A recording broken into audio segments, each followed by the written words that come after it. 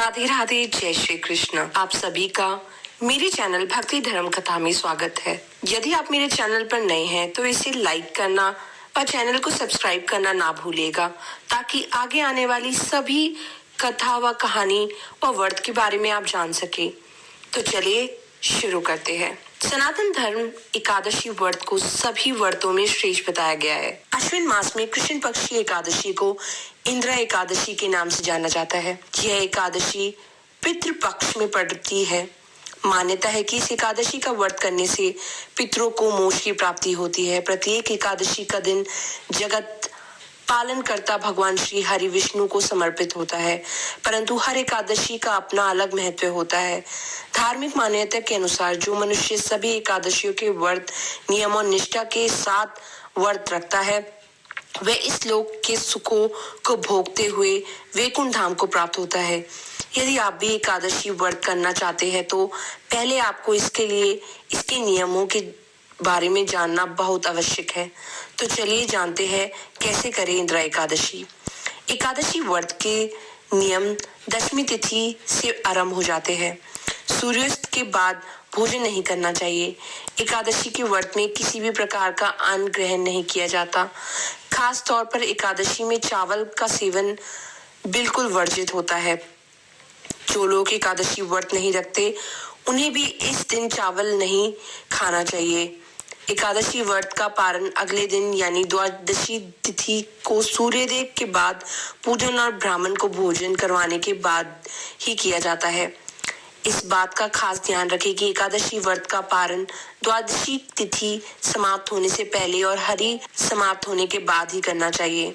यदि सूर्योदय से पहले द्वादशी तिथि समाप्त हो जाए तो सूर्योदय के बाद व्रत का पारण किया जा सकता है। इसके अलावा द्वादशी तिथि में भी व्रत का पारण कर लेना चाहिए। द्वादशी समाप्त होने के बाद एकादशी का पारण करना पाप के समान माना जाता है। आइए जाने इंद्र एकादशी व्रत कथा। धर्मराज युधिष्ठिर कहने लगे भगवान श्री कृष्ण से कि अश्विन कृष्ण एकादशी का क्या नाम है, इसकी विधि तथा फल क्या है, सो कृपया करके हमें बताइए। भगवान श्री कृष्ण कहने लगे कि इस एकादशी का नाम इंद्र एकादशी है। यह एकादशी पापों को नष्ट करने वाली तथा पितरों को मुक्ति देने वाली होती है। हे राजन, ध्यान पूर्वक इसकी कथा सुने। इसकी सुनने मात्र से ही आपको भगवान विष्णु का फल प्राप्त होता है। प्राचीन काल में सतयुग के समय एक महिष्मती नाम की एक नगरी में इंद्रसेन नाम का एक प्रतापी राजा धर्म पूर्वक अपनी प्रजा का पालन करते हुए शासन करता था। वह राजा पुत्र पौत्र और धन धान्य से संपन्न और विष्णु भगवान का परम भक्त था। एक दिन जब राजा सुख पूर्वक अपनी सभा में बैठा था तो आकाश मार्ग से महर्षि नारद उतरकर उसकी सभा में आए।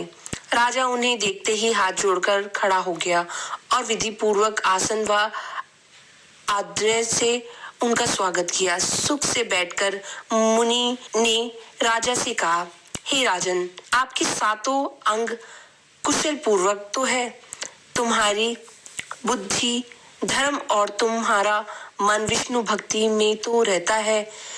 देवश्री नारद की ऐसी बात सुनकर राजा ने कहा, हे महर्षि, आपकी कृपा से मेरे राज्य में सब कुछ कुशल है तथा मेरा यह यज्ञ कर्मदि सुकृत हो रही है। आप कृपा करके अपने आगमन का कारण कहिए। तब ऋषि कहने लगे कि हे राजन, आप आश्रय देने वाले मेरे वचनों को सुने। मैं एक समय ब्रह्मलोक से यमलोक को गया। वहां श्रद्धा पूर्वक यमराज से पूजित होकर मैंने धर्मशील और सत्यवान धर्मराज की प्रशंसा की। उसी यमराज की सभा में महान ज्ञानी और धर्मों से तुम्हारे पिता को एकादशी का व्रत भंग होने के कारण देखा। उन्होंने संदेश दिया, सो मैं तुमसे कहता हूँ।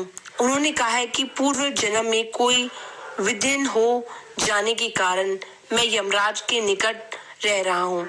सो हे पुत्र, यदि तुम अश्विन कृष्ण इंद्र एकादशी का व्रत मेरे लिए रखते हो तो मुझे स्वर्ग की प्राप्ति हो सकती है। इतना सुनकर राजा कहने लगे कि हे महर्षि, आप इस व्रत की विधि मुझसे कहिए।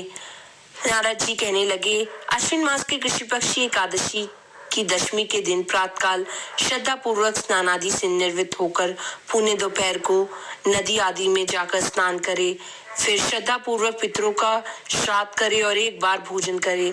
प्रातःकाल होने पर एकादशी के दिन दातुन आदि करके स्नान करे, फिर व्रत के नियमों की भांति पूर्वक ग्रहण करते हुए प्रतिज्ञा करे कि मैं आज संपूर्ण भोगों को त्याग कर निराहार एकादशी का व्रत करूंगा।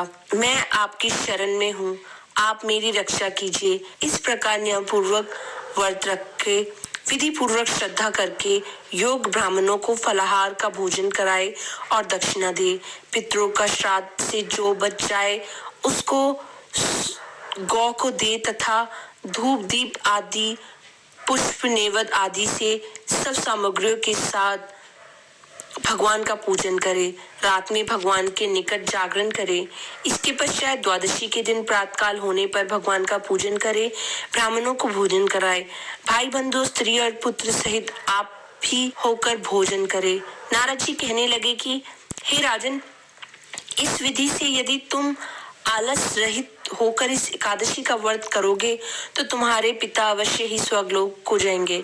इतना कहकर नारद जी अंतर्ध्यान हो गए। नारद जी की कथा अनुसार राजा अपने बांधवों सहित व्रत से आकाश में पुष्प वर्षा हुई और उस राजा का पिता गरुड़ पर चढ़कर विष्णु लोक को गया। राजा इंद्रसेन भी एकादशी के व्रत के प्रभाव से निकष्ट राज्य करके अंत में अपने पुत्र का सिंहासन पर बैठाकर स्वर्गलोक को गया। हे युधिष्ठिर, यह इंद्र एकादशी का व्रत महात्म्य मैंने तुम्हें कहा है। इसके पढ़ने और सुनने से मनुष्य सब पापों से छूट जाते हैं और सब प्रकार के भोगों को भोग कर वैकुंठ को प्राप्त होते हैं। तो बोलिए इंद्र एकादशी की जय। राधे राधे, जय श्री कृष्ण।